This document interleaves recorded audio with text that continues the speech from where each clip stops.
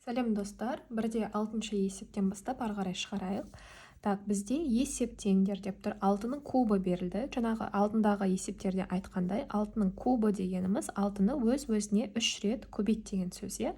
6-ны өз-өзіне 3 рет көбейтетін болсақ, так, 6 көбейту 6, 36, көбейтем 6, ол менде 216-ға тең болады екен. Мен бұл есепте калькуляторды қолданатын боламын. Келесі 1,4-тің кубы дегенім, ол менде 1,4-ті өз-өзіне 3 рет көбейт деген сөз. Бұны мен ашып жазбай-ақ қояйын, бірден калькулятормен есептей салам. Ол менде 2,744 болады екен. Так, үшінші, минус 8-дің 4 дәрежесі дейді. Так, бұны мен сіздерге ашып көрсетейін. Қазір минус 8-ді көбейтемін 4 дәрежесі. Бұл жерде бізде ереже бар. Бұл ережені жаттап алу керексіздер. Егер бізде берілген сан, мысалға менде минуспен беріліп тұр, е? Минус а деп айтайық. Осының дәрежесі, егер де жұп сан болатын болса, дәрежесі яғни 2, 4, 6, 8, тағысын тағы деген сияқты осындай жұп дәреже болатын болса, онда мына біздің минус амыз 0-ден жоғары болады, яғни жұп сан болады. Плюс аға айналып кетеді. Егерде минус аның дәрежесі, мына дәрежесі тақ сандар болатын болса, 3, 5, 7, 9 тағысын тағы деген сияқты, онда бұл амыз біздің 0-ден кіші болады. Яғни бізде тақ сан шығады. Біздің жағдайымызда 4 дәреже беріліп тұр, я, жұп беріліп тұр. Жұп болғаннан кейін бізде мына минусымыз плюсқа айналып кетеді. Себебі қараңыздар, мына минусты минусқа көйтсем, мына жерде плюс шығады. Мына минусты минусқа көйтсем, бізде плюс шығады. Плюсты плюске көйтсем, плюс болады. Яғни мына минусымыз жойылып кетеді деген сөз. Түсінікті болды ғой, достар? Так, көбейтем 8, көйтем 8, ол менде 4096 шығады екен. Мұны қараңыздар, 8-дің 4 дәрежесі минус 8-дің плюс 4096 шығады. Неге? Себебі дәрежеміз біздің жұп. Так, енді ары қарай келесісінде, менімше, 4-шісінде, так, бізде қазір пример болады. Сол жерде көрсетіп жіберемін. Минус 3-тен 2-ның 4 дәрежесі.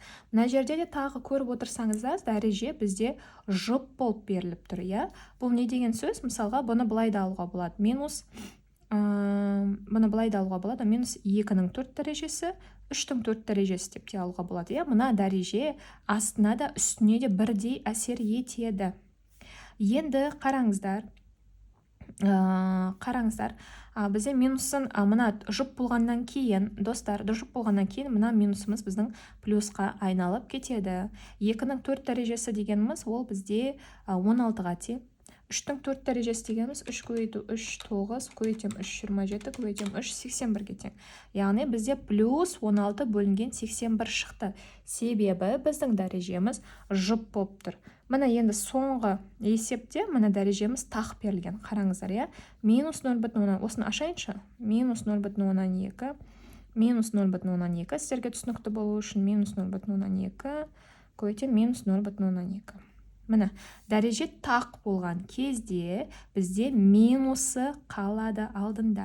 Неге? Себебі міне қарапайым есептеп қарасаңыздар, минусты минусқа көйтем плюс, минусты минусқа көйтем плюс, мына жерде бір минус қалып қойды. Плюс, плюс, минус, менде нені береді? Минусты береді, я? Енді 0,2-ні 5 рет өз-өзіне көбейтейік. 3, көбейтем 0,2, 4, көбейтем 0,2, 5. Так, менде шықты минус 0,00032. Міне, жауабы минус 0,00032 шықты. Яғни, тағы да қайталайын. Дәреже тақ болса, менде минустан шығады. Минустан, я. Минустың дәрежесі жұп болатын болса, плюстан шығады. Так, бұл менде 1-де 6, я. Енді 1-де 7-ні шығарайық. Так, біріншісі 10-ның 4 дәрежесі. 10-ның 4 дәрежесі дегенім, жалпы 10-ның дәрежесін шығару өте оңай. Неге? Себебі біз 10-ның 4 дәрежесі дегенім 10-ды 4 рет көбейтем деген сөз. Так, яғни ол менде неше 0? 1, 2, 3, 4. 4 0 сала деген сөз. Міне, 10 мың шығады сонда. 4 0 сала қоямыз просто. Екіншісі минус 0,7-ның 3 дәрежесі. Мұны қараңыздар, дәреже менде тақ. Тақ болғаннан кейін минус санның таңбасы қалай болады? Минус болады, себебі дәрежеміз тақ. 0,7-ні енді 3 рет көбейтем өз-өзіне.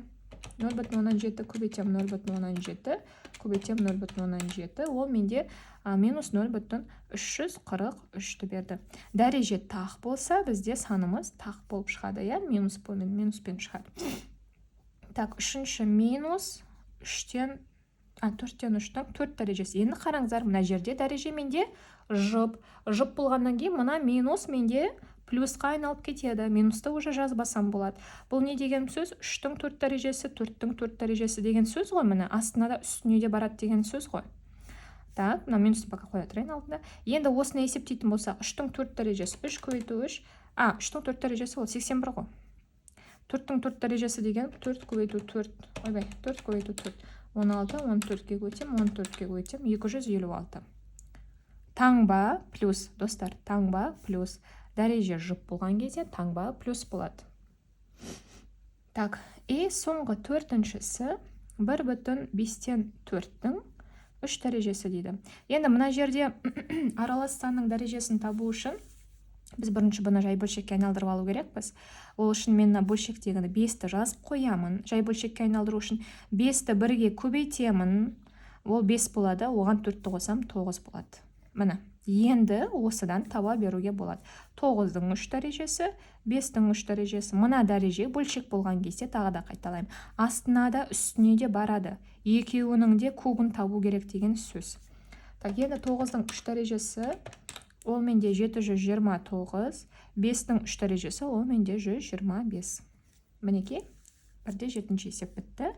1-де 8-ші есепті көрсетейік. Біріншісі минус 2,8-дың 3 дәрежесі.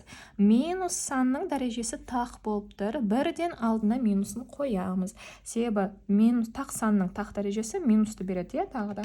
2,8-ді 3 рет көбейтейік көзіне. Сонда 21,952-ні береді екен. Так, маған оңай болу үшін достар, мен калькуляторды қолданып жатырмын. 5 дәрежесі. Так, тағы да аралас санды дәрежесін табу үшін біз жай бөлшекке айналдырып аламыз. Ол үшін мына бөлімін жазып қоямыз. 2-ні бүтініне көбейтеміз. 2-ні 2 көбейтем 4, ал мына қосам 5. Осының 5 дәрежесі. Енді есептеуге болады. 5-тің 5 дәрежесі бөлу 2-нің 5 дәрежесі. 5 дәрежесі. 5-тің 5 дәрежесі. 5 көбейту 5, 25, көбейту 5, 125, көбейту 5, 625, көбейту 5, 3125. Міне 3125 шықты. 2-нің 5 дәрежесі 32 болады. 32. Үшінші 7-нің 4 дәрежесі дейді. Яғни 7-ні өз-өзіне 4 рет көбейтем. 7 көбейту 7, 49, 17-ні көбейтем, оған 7-ні көбейтем. Сонда 2401 шықты. Төртінші 1,1-дің 3 дәрежесі. 1,1-дің 3 дәрежесі. Яғни 1,1-ді 3 рет өзіне көбейтем. Мынаны ашып жазайын. 1,1 көбейтем 1,1, оны көбейтем 1,1-ге. 1,331 шықты. Соңғы 5-ші минус 5-тен 3-тің 5 дәрежесі. Так, қараймыз, менде минус сан беріп тұр, дәрежесі тақ беріп тұр, значит минусын жазып қоям. Минус қалады деген сөз. Енді 3-тің 5 дәрежесі бөлу 5-тің 5 дәрежесі. Так, менде 5-тің 5 дәрежесі мына жерде болды. Ол менде 3125 шықты. Бірден жазып кетейік. 3-тің 5 дәрежесі 3 көбейту 3, 9, 13-ке көйтем 27, 13-ке көйтем 81, 13-ке көйтем 243 шығады. Минус 243 бөлі 3125. Мұна минусы сақталады. Так, 1-де 8, 1-де 9-ды көрсетіп жіберейін. Так, бірінші амалдарды орындаңдар дейді. 5-тің квадраты минус 200-ді өте оңай есеп. 5-тің квадраты 5-ті 5-ке көйтем 25, азайтамын 200. Ол менде минус 175 шығады. Екінші есеп 13 минус 3-тің кубы дейді. Так, 13 минус 3-тің кубы дегенім 3-ті 3 рет көбейтем деген сөз. 81-ге тең. 27-ге тең, по-моему, 3 көбейту 3, көбейту 3. 9, 27. 27-ге тең. Так, 27-тен 10 шалып тастасам, минус 14. Үшінші 20 плюс 2-нің 6 дәрежесі дейді. Так, 2-ның 6 дәрежесі 2 көйту 2 көйту 2 көйту 2 көйту 2, 5, 2, мынау 4, мынау 8, мынау 16, мынау 32, 32-ні 2 көйтем 64, 64 кетем. 20 плюс 64, 84 болды. Так, и соңғы төртінші 2-ның 4 дәрежесі минус 3-дің квадраты дейді. 2-ның 4 дәрежесі деген мынау ғой, 16, минус 3-дің квадраты дегенім 9, 16-тан 9 алып тастасам, 7 шықты, е? Так, енді ары қарай кеттік. Бірде 10-ды шығарайық.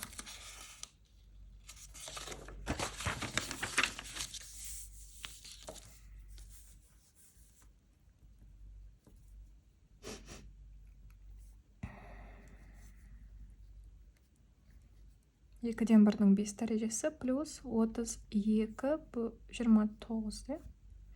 Так, 2-ден 1-дің 5 дәрежесі, 1-дің 5 дәрежесі 1, 2-ның 5 дәрежесі 32, плюс 32-ден 29. Бөлімдері бізде бірдей, 32, сондықтан бөлімі 32 болады. 1-ге 29 қосамын, 30. 2-ге қысқартып жіберуге болады. 15 бөлу 16 шығады сонда. Так, екінші. Минус 3-тен 1-дің кубы плюс 22 бөлу 27 дейді. Так, қараңыздар, менде минус сан беріп тұр. Дәреже тақ болғаннан кейін минусымен қалады. Минус 3-дің кубы менде 27, 1-дің кубы менде 1, минус 27 плюс 22, 27. Так, ортақ бөлімі менде 27, бөлімдер бірде, мынау минус 1 плюс 22 деген сөз. 22-ден 1-ді алып тастасам, 21 бөлу 27. Так, 3-ке қысқартайық. Сонда менде 3-ке қысқартсақ 9, мына жерде 7 болады. 7 бөлу 9 шықты. Так, үшінші есеп. 5-тен 2-ның квадраты плюс 11 бөлу 25 дейді. Так, менде 2-ның квадраты 4, 5-тің квадраты 25. Мына дәрежені астына да үстіне де көбейтуге ұмытпаймыз, достар. Мына дәреже үстінде де көбейтіледі, астына да көбейтіледі. Жарай ма? Плюс 11 бөлу 25. Ортақ бөлімі менде 25. Екеуінің бөлімі бірдей. Және 4-ке 11-ді қоссам, 4 плюс 11, ол менде 15-ке тең болады. Екеуін 5-ке қысқартайық, сонда менде үстінде 3, астында 5 қалады, е? Так, 4-ші 1/2-ның квадраты плюс 2/106 дейді. Так, 1/2-ның квадратын мен калькулятормен есептеймін. 1/144 шықты, плюс 2/106-ны оған қоссам, менде 3/5 шықты. Так, 5-ші есеп 0/4-дің 4 дәрежесі минус 1. 0/4-дің 4 дәрежесін мен калькулятормен есептеймін. Так, 3 дәреже, 4 дәреже. Ол менде шықты 0/0256 минус 1. Осыдан 1-ді алып тастасам, минус 0/9744 деген сан шықты. Так, и соңғы 6-шы 20 минус 1/4-дің квадраты. Так, тең болады 20 минус 1/4-дің квадратын калькулятормен есептеймін. 1/4-ді 1/4-ке көйтсем, 1/196 шықты. 20-дан 6 тастайтын болсам, 18/104 шықты. Мінекей, бірде 10-шы есепті шығардық. Так, ары қарай. Бірде 11-ді шығарайық. Бірінші есеп 3-дің 5 дәрежесі минус 2-ның 6 дәрежесі бөлінген 40 дейді. Так, бірінші мына амалды орындамас бұрын біз мына дәрежелерді шығарып алайық. 3-дің 5 дәрежесі дегенім. Так, 5 рет көбейтсек, мынау 9, мынау 27, мынау 81. Так, 81-ді 3-ке көбейтсек, 243 болады. 3-дің 5 дәрежесі дегенім 243 деген сөз. 2-ның 6 дәрежесі 64, бөлемін 40. Так, енді осыны шығара беруге болады. Так, бір тексеріп жіберейінші. 6. Так. 64-ті 40-қа. 64-ті бөлемін 40-қа. 1,6 шықты. 243 минус 1,6. Ол менде 241,4 берді. Екінші 4-тің 4 дәрежесі бөлемін 1000 минус 0,3. Бірінші мына 4-тің 4 дәрежесін шығарып алайық. 3, 4, ол менде 256 болады. Бөлемін 1000-ға минус 0,3. Бірінші біз бөлу амалын орындаймыз. 256-ны 1000-ға бөлеміз. Ол менде 0,256 шықты. Одан азайтамын 0,3-ті. Менде минус 0,044 шықты. Үшінші есеп. 7-нің квадраты көбейтемін 2-нің кубы плюс 608 дейді.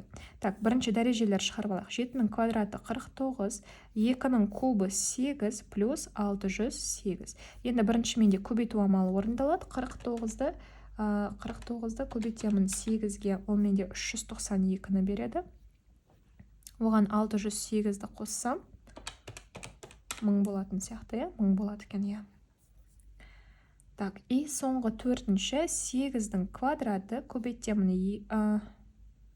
3-тің кубы минус 728 дейді.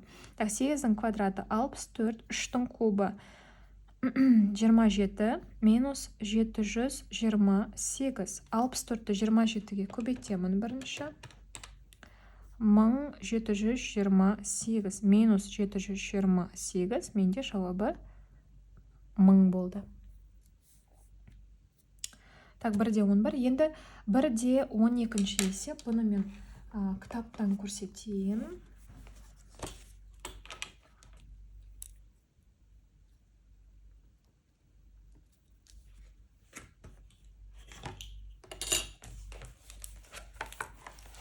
Так, қараңыздар. Көбейтіндіні дәреже арқылы жазып өрнекті ықшамдаңдар дейді.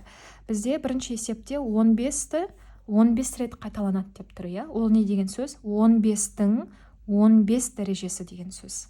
Яғни жазамыз. Бірінші 15-тің 15 дәрежесі.